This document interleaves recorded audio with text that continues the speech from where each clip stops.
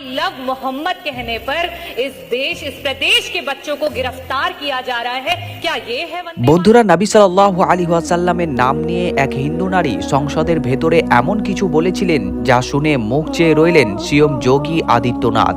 সেই পুরো ভিডিওটি আমরা আপনাদের দেখাবো। সেখানে সংসদের ভেতরে এই হিন্দু নারী আই লাভ মোহাম্মদ সাল্লাল্লাহু আলাইহি ওয়াসাল্লাম বলার পর যা বলেছিলেন এবং সামনে বসা লোকেদের প্রতিক্রিয়া দেখে আপনিও হতবাক হয়ে যাবেন। আপনারা জানেন 2025 সালে আই লাভ মোহাম্মদ সাল্লাল্লাহু আলাইহি ওয়াসাল্লাম বলার জন্য মানুষকে মারা হচ্ছিল, জেলে পাঠানো হচ্ছিল, তবুও মানুষ তাদের নবীর প্রতি ভালোবাসার প্রকাশ করা বন্ধ করেনি। আজ আমি যে ভিডিওটি আপনাদের দেখাতে যাচ্ছি এতে একটি বড় বার্তা আছে। খুব কম মানুষ তখন এই ভিডিওটি দেখেছিল।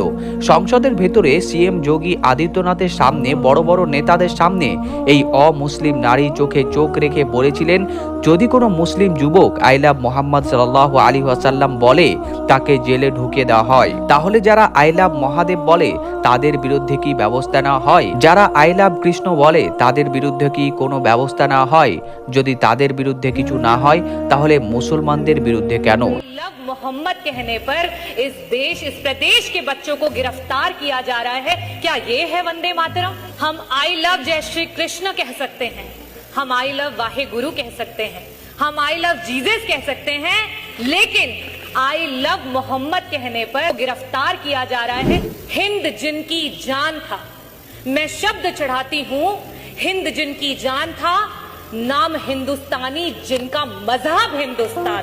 বন্ধুরা, আপনারা ভিডিওটি দেখলেন। আই লাভ মোহাম্মদ সাল্লাল্লাহু আলাইহি ওয়াসাল্লাম বলার সেই স্মৃতি আবারও সতেজ হয়ে উঠল। যখন প্রিয় নবী সাল্লাল্লাহু আলাইহি ওয়াসাল্লামের প্রতি ভালোবাসার কথা আসে তখন মুসলমানরা কোনো আপোষ করে না। আপনারা দেখেছেন গত বছর কত মানুষকে আই লাভ মোহাম্মদ সাল্লাল্লাহু আলাইহি ওয়াসাল্লাম বলার জন্য জেলে পাঠানো হয়েছিল।